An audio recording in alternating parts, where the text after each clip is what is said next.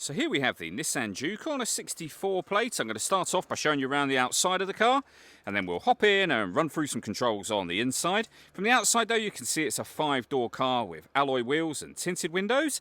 Let's start off inside the boot first of all. As we approach the back of the car, you can see we have plenty of boot space.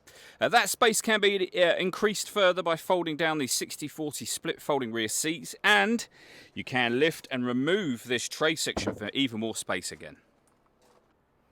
Okay, so we're just going to work our way back around to the front of the car, and then we'll hop in and run through some controls on the inside.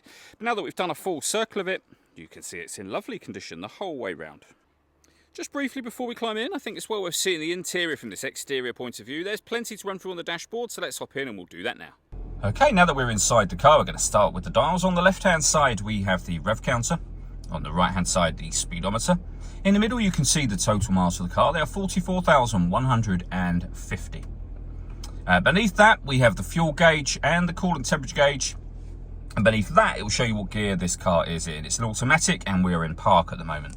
If we back out to the steering wheel, on the right-hand side, we have cruise control and speed limiter. And on the left-hand side, stereo and phone controls. Over in the centre is where you'll find the stereo. And, of course, where you'll pair your phone. You hit the phone button, and then connect, and then pair a new device from there. We're not going to do that at this moment in time, but it's very, very simple to do.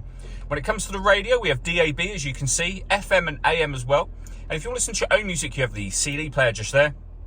We've also got Bluetooth audio, auxiliary input, and we have a USB input as well. So plenty of ways to listen to your music in this car. We've also got satellite navigation, really nice clear colour display. It's a very easy system to use. And on top of all of that, we've got a 360 parking camera. So you can see there a bird's eye view image of exactly where the car is parked right now. And the parked cars all around it so you can see what it would look like. We have got the reversing camera on the right hand side, and it goes a couple of steps beyond that. If you press the camera button, you get a front facing camera and the bird's eye view image, or a front facing camera and the front passenger side wheel as well. So very easy to park with all of these cameras. Below that, we have the climate control. You can adjust the temperature, the fan speed. You can determine what direction you'd like the air to be distributed in, and when you're happy with those settings, that turns your air conditioning on. Same button again to turn it off. Or simply push this button in to put it into auto. The car will now maintain the temperature you've asked for by taking full control of the fan speed and direction of the air for you. Any manual adjustment will take auto off straight away, as you can see. This screen also doubles up as the driver mode screen. So you can now change between normal, sport, and eco. Whatever mode you put this in, you're affecting the engine, the steering, and the climate control for the car.